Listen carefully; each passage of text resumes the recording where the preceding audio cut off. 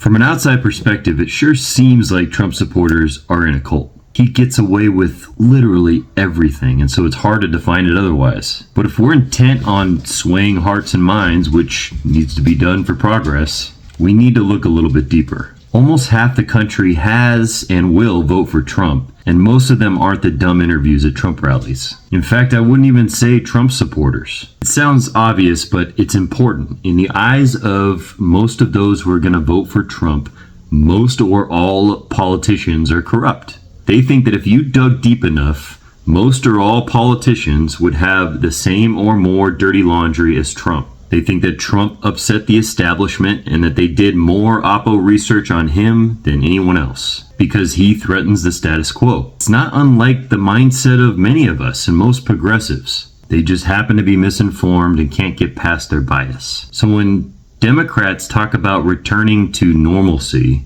one, that never existed, and two, it falls on deaf ears. I've been on both sides and I know that we're not as different as we think we are. Unfortunately, the purist free market ideology of most conservatives makes this point difficult to get through.